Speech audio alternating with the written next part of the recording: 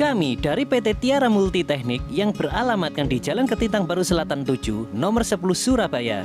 Dalam melaksanakan kegiatan konstruksi pada pekerjaan rehabilitasi jaringan irigasi DI Merican, Kabupaten Jombang tahap 2, kami berkomitmen untuk 1. Menjamin keselamatan dan kesehatan tenaga kerja dan orang lain meliputi kontraktor, pemasok, dan tamu di tempat kerja. 2. Menjamin pengendalian dampak lingkungan dari operasional proyek.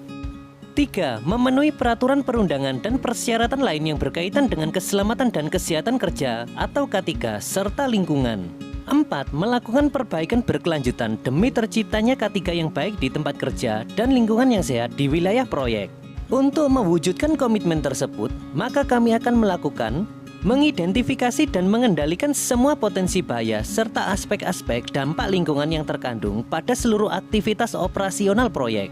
Dengan perencanaan K3 yang matang meliputi identifikasi bahaya, penilaian risiko, skala prioritas, dan pengendalian risiko K3. Dengan adanya perencanaan K3, maka dilakukan penetapan pengendalian risiko K3 yang meliputi menggunakan APD yang sesuai dengan standar SNI, meliputi penggunaan sepatu safety, dapat mengurangi kecelakaan pada kaki akibat tergoresnya bahan material. Menggunakan safety vest, rompi keselamatan kerja, merupakan salah satu alat pelindung APD yang bertujuan untuk mencegah terjadinya kontak kecelakaan yang bermanfaat untuk mengurangi dampak bila terjadi kecelakaan akibat kontak dengan benda yang berbahaya. Menggunakan helm safety, melindungi kepala dari tertimpa atau benturan bahaya dari material.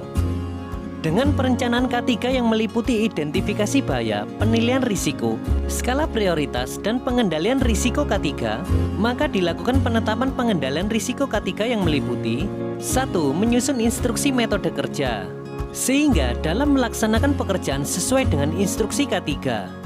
2. Memberikan briefing kepada para pekerja sebelum dan sesudah bekerja. 3. Memasang rambu-rambu peringatan pada area kerja, difungsikan agar sekitar tahu bahwa sedang ada pekerjaan proyek dan agar lebih berhati-hati.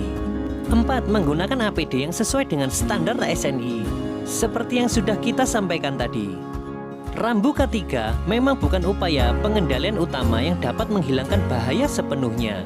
Akan tetapi, rambu K3 memiliki peranan penting untuk mencegah dan meminimalkan kecelakaan kerja dan penyakit akibat kerja, serta mengingatkan pekerja kontraktor atau tamu perusahaan tentang potensi bahaya.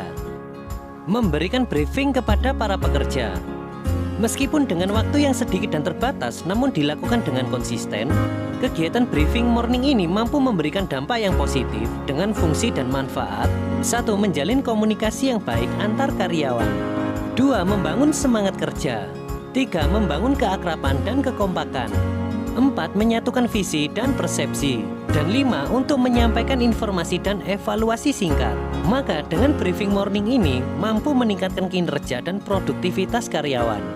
Dalam kegiatan K3, pengendalian operasional berupa prosedur kerja atau petunjuk kerja yang harus mencakup seluruh upaya pengendalian, diantaranya 1. Menunjuk penanggung jawab kegiatan yang dituangkan dalam struktur organisasi K3 beserta uraian tugas.